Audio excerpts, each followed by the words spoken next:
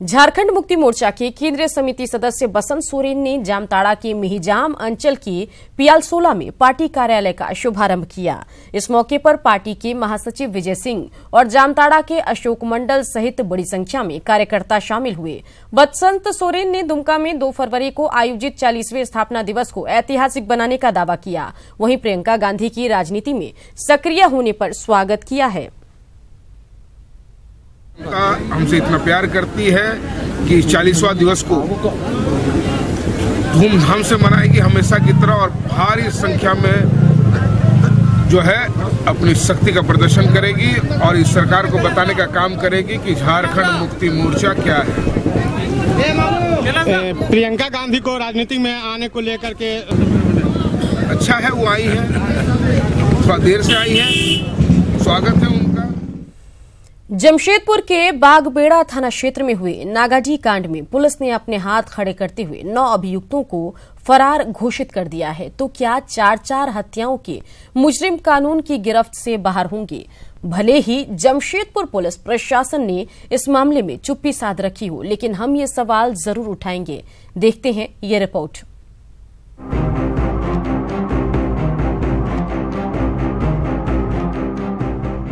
जमशेदपुर के नागाडीह कांड में 1.5 साल बाद जमशेदपुर पुलिस ने हाथ खड़े करते हुए 9 अभियुक्तों को फरार घोषित कर दिया। इस मामले में एकमात्र अभियुक्त श्याम प्रसाद टुडू उर्फ डॉक्टर जेल में है।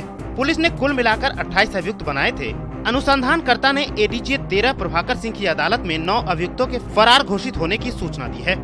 गौरतलब है कि 18 मई 2017 को बागबेड़ा थाना क्षेत्र के नागाडीह गाँव में उन्मादी भीड़ ने बच्चा चोर के अफवाह में 3 युवकों की पीट कर हत्या कर दी थी और उसकी जान की गुहार लगाती बुजुर्ग महिला पर भी हमला किया था, जिसके कुछ दिनों के बाद इलाज के दौरान टीएमएच में मौत हो गई। उसी दिन पश्चिम सिंहभूम के राजनगर में भी बच्चा चोर के अफवाह में 4 लोगों की पीट कर हत्या हुई थी। तब ये पूरा क्षेत्र बच्चा चोर की आवाज से गूंज उठा था। अब पुलिस ने 9 अभियुक्तों को फरार घोषित कर दिया, जो बड़े सवाल खड़े कर रहा है। सवाल नंबर 1, जब जमशेदपुर पुलिस अखिलेश सिंह जैसे इतने बड़े माफिया डॉन को गिरफ्तार कर सकती है, तो इस केस के अभियुक्तों को क्यों नहीं गिरफ्तार कर पाई?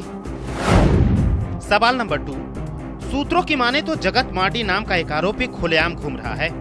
कई अभियुक्त अपने गांव में ही है, फिर पुलिस उन्हें क्यों नहीं पकड़ती?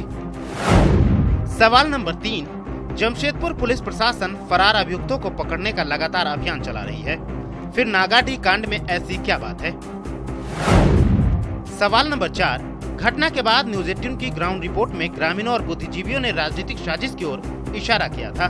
साथ ही इस पूरे मामले में जमीन माफियाओं का खेल भी सामने आया था, जिन्हें राजनीतिक संरक्षण हासिल है। तो क्या मान लिया जाए कि राजनीतिक दबाव के बीच पुलिस मामले का खुलासा करने में असफल रही? न्यूज 18 के लिए जमशेदपुर से अन्नी अमृता की रिपोर्ट।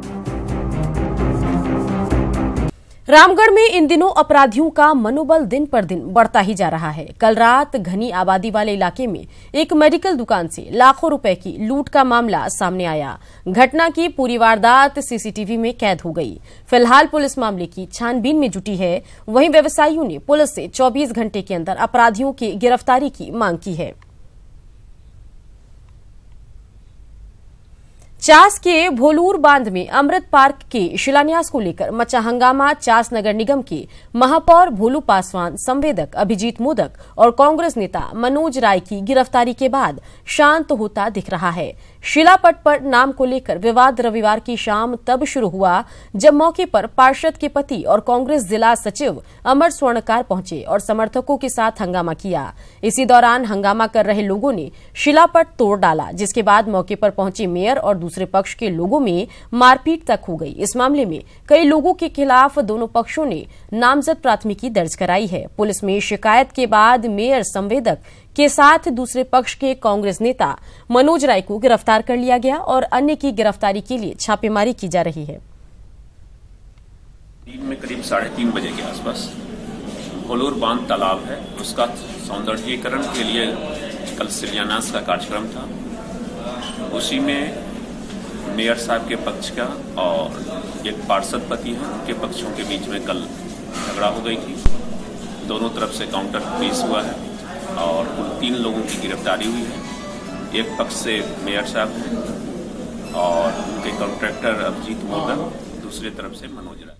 राज्य के विभिन्न जिलों के जिला एवं अपर सत्र न्यायाधीश की नियुक्ति को लेकर चल रहा साक्षात्कार समाप्त हो गया है और जल्द ही इसका फाइनल रिजल्ट निकाल दिया जाएगा। हाईकोर्ट के रजिस्ट्रार जनरल अंबुजनाथ ने बताया कि साक्षात्कार हाईकोर्ट परिसर में हुआ। हाईकोर्ट के न्यायाधीश HC मिश्रा, न्यायाधीश AK गुप्ते और न्यायाधीश प्रमाथ पाटनाक की बोर्ड ने 2 दिनों तक साक्षात्कार लिया। मुख्य परीक्षा में उत्तीर्ण हुए 89 अभ्यर्थियों में से 88 अभ्यर्थी साक्षात्कार में पहुंचे।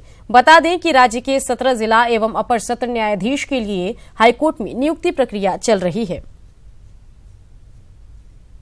जिला और अपर सत्र न्यायाधीश के नियुक्ति के लिए 2 दिन साक्षात्कार हुआ, 25 जनवरी और 27 जनवरी को। 44 लोग दोनों दिन साक्षात्कार में उपस्थित हुए और रिजल्ट जल्दी आने की उम्मीद है। गुमला में झारखंड विधानसभा के अध्यक्ष दिनेश राव ने 2 बड़े पुलों का शिलान्यास किया, जिसकी लागत लगभग 16 करोड़ आएगी। दरअसल इस पुल की मांग लंबे समय से चल रही थी। इस इलाके के लोगों की माने तो इस पुल के बन जाने से जिला मुख्यालय की दूरी काफी कम हो जाएगी। इस मौके पर स्पीकर ने कहा कि चुनाव लड़ने के दौरान ही उन्होंने इस पुल को बनवाने का सपना देखा था।